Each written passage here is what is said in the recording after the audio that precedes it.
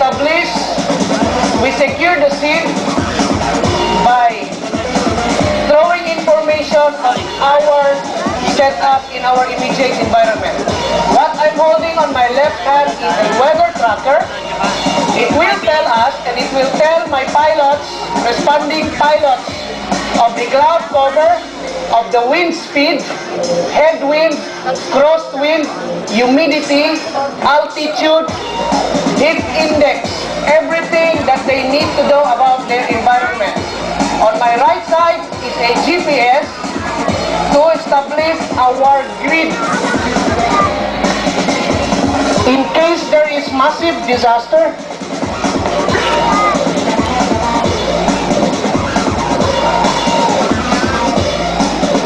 if there is no available line, we can contact our air support, the Coast Guard Aviation Group, or even the Air Force by using satellite phones if our radio cannot access the main control. So these are few equipment aside from the technical and medical equipment for the rapid assessment or your forward speed. Distress call for third patient, calling 13, address the third case.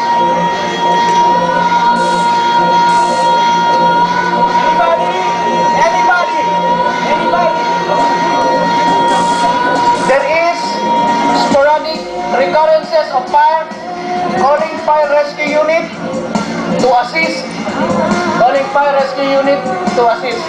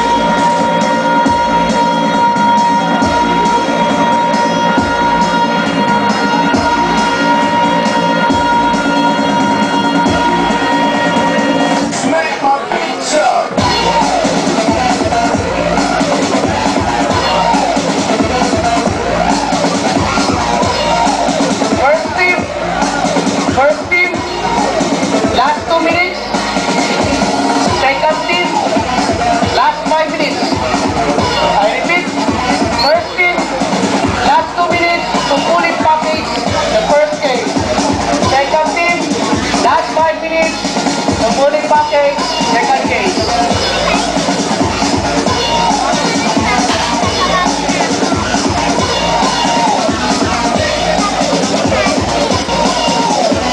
I need EMS assist.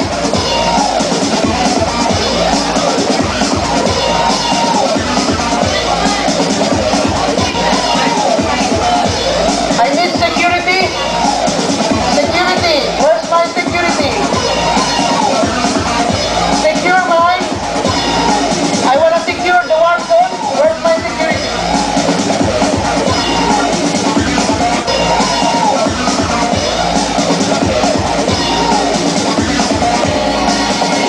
Good work.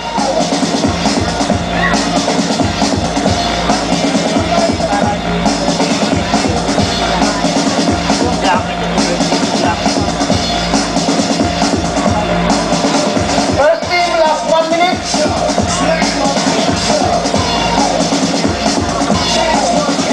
Housekeeping. This is a thermal blanket. It can trap the remaining heat emitted by the casualties. This will retard the progress of hypothermia. This is one of the main equipment or items in your first response kit.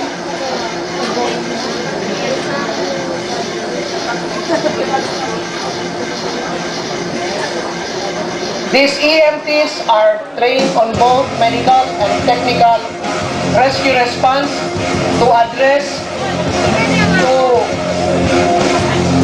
almost all incidents, particularly during disaster call-out.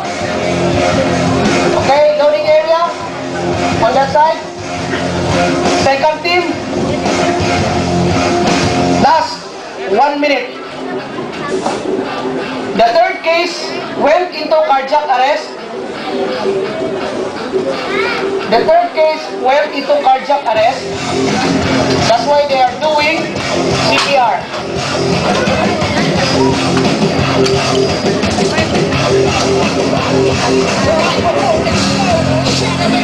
This is a composite response of the Philippine Coast Guard, Quezon City Rescue, Bright Center EMS, 5 OPIP, Philippine Air Force Search and Rescue Team. We have from the 1st Air Reserve Hospital Group of the Perpetual Health.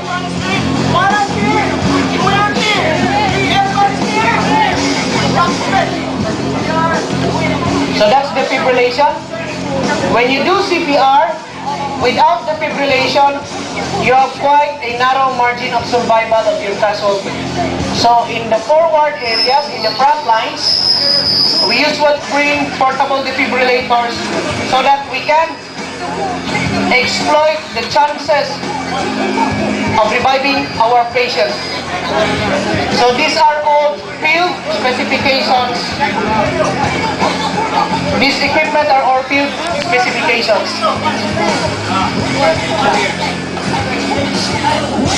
Since all cases are bump injury cases, we usually strap them, put them on spinal restriction device because we will always suspect that they have injury on their spinal column.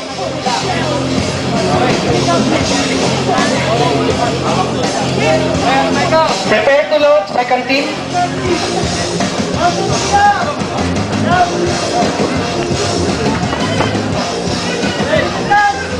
Ready?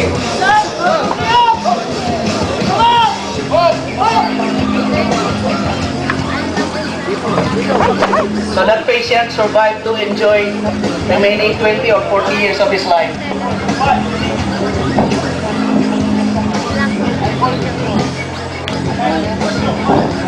Last 13. Last 5 minutes. After second round of defibrillation, we have to evacuate patient for air medical evacuation.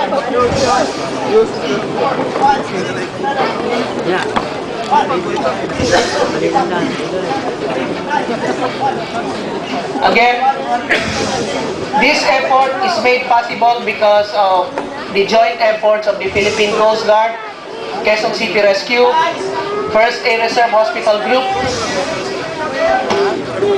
Search and Rescue Unit, the Philippine Army. We have also Philippine National Police EMS, the Bright Center.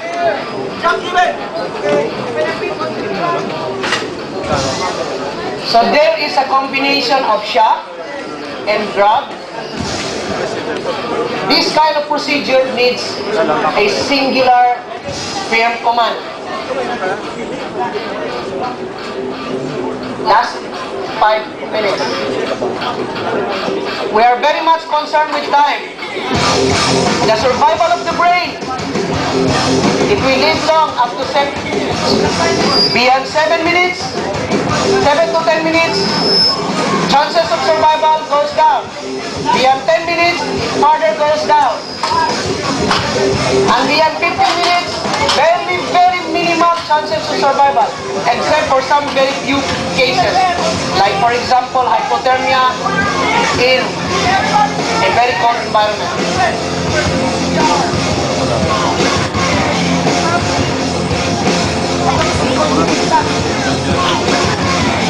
One EMS evacuation. I need one EMS evacuation team.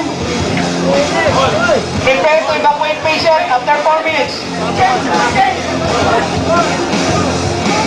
So the patient, suddenly there was change of rhythm. The patient had already passed. Thanks God, Alhamdulillah. He might survive if he will be evacuated right away. So this is a combination of a cardiac arrest and addressing to a polytrauma patient.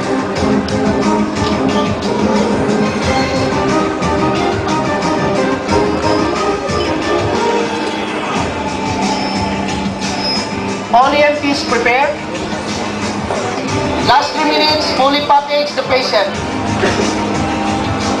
Area has shifted to be unsafe. Last 3 minutes.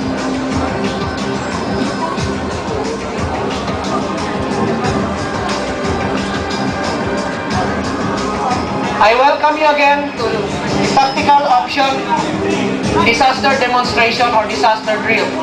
What you see is around 80 to 90% what you will see in the field.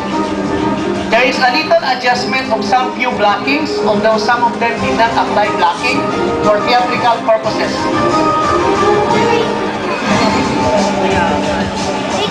Tactical options, the Philippine Coast Guard, the 1st Air Reserve Hospital Group, the Quezon City Rescue, the Bright Center, the Search and Rescue Unit Foundation.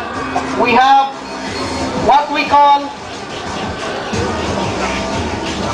as the language that we dream and swear.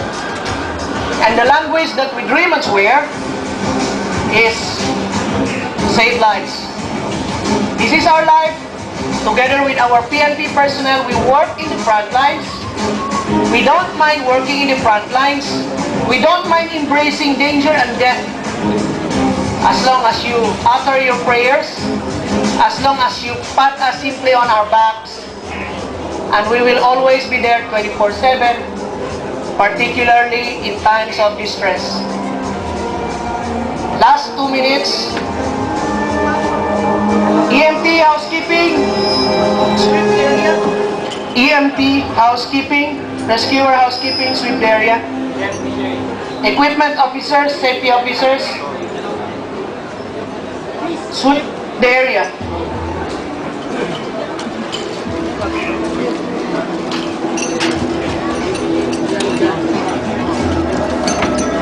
Mga kababayan, hanggang dito lang po ang aming presentation. I would like to call my team. Again, I am Dr. Ted Esguera. I'm a flight surgeon, dive officer, and a disaster medicine specialist of the Philippine Coast Guard, and also the doctor of the Philippine team which climbed Mount Everest. With me is my firefighter, hazmat technician, Justin. He's also an EMT. I have with me a tactical EMT from 1st Air Reserve Hospital Group, Vicente Lagunday. Come on, guys. I have with me an EMS instructor. He's a paramedic, Edward Cuenca.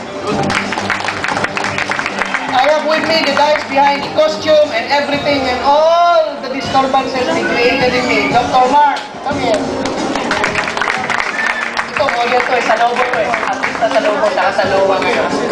Hindi natin mo kaya. Dapat ikaw yung naglarampag namin.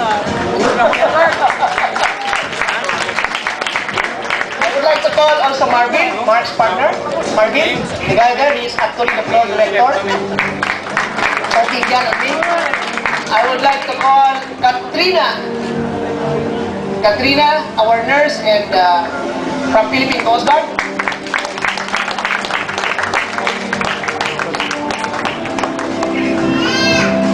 Okay?